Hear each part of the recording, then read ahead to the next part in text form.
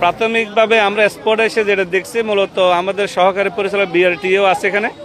আমরা যেটা মনে করতেছি যে ট্রাকটা লেন পরিবর্তন করে এই অ্যাক্সিডেন্টের ঘটনা ঘটানো হয়েছে মনে হচ্ছে, যেহেতু ট্রাক মাইক্রোবাসটা তার লেনে ছিল, তো ট্রাকটা লেন পরিবর্তন করার কারণে মুখোমুখি সংঘর্ষের ঘটনা বলে প্রাথমিকভাবে আমাদের মনে হচ্ছে। আর আমরা 6 জন মারা গেছে আপাতত দৃষ্টিতে আমরা খবর কনফার্ম করতে পারছি, আর 3 জনও গুরুতর অবস্থা আছে। এখন আমরা আসলে এরা একই পরিবারের লোক বলে আমাদের মনে হচ্ছে, যেহেতু পরিবারের জিনিসপত্র গাড়িতে পাওয়া গেছে, লেবু, শসা, লাউ এইসব জিনিস আছে, তারা ঢাকামুখী হতে তাদের বাসায় যাচ্ছে। আমরা জেলা পুলিশ থেকে অ্যাম্বুলেন্স দিচ্ছি তাদের জন্য, যারা আহত তাদেরকে দ্রুত চিকিৎসার জন্য অন্যত্র হস্তান্তর করতে হলো। জেলা পুলিশ তাদেরকে ঢাকা নিয়ে যাবে অথবা অন্য কোথাও নিয়ে যাবে।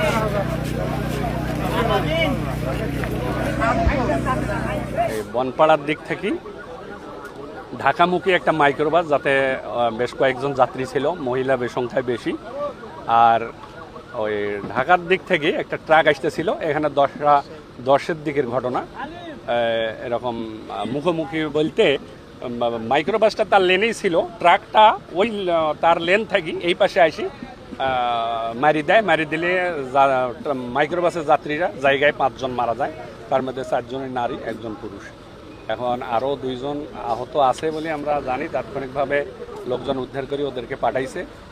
এখানে ফায়ার সার্ভিসের লোক ছিল, আমরা ছিলাম, আমাদের টিম ছিল, তারপর গুরুদাসপুরের পার্টি ছিল, সবাই মিলে আমরা মোটামুটি এখন রাস্তা সচল করতে পারছি এবং আনয়ে করে চলতেছে। আর এক সাইড বন্ধ, রেখার চলে আসতেছে, আসলে আমরা এই দিকে নিয়ে যাব। আর লাশগুলো পরবর্তী আইনগত ব্যবস্থা আমরা নেব।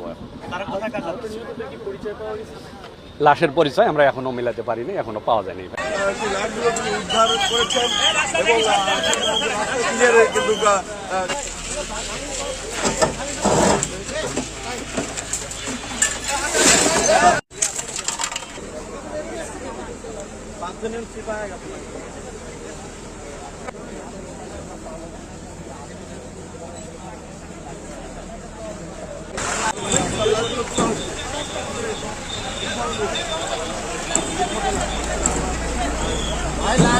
দেখে শুনে তুলেন, খুব দেখে শুনে আস্তে ধীরে তুলেন।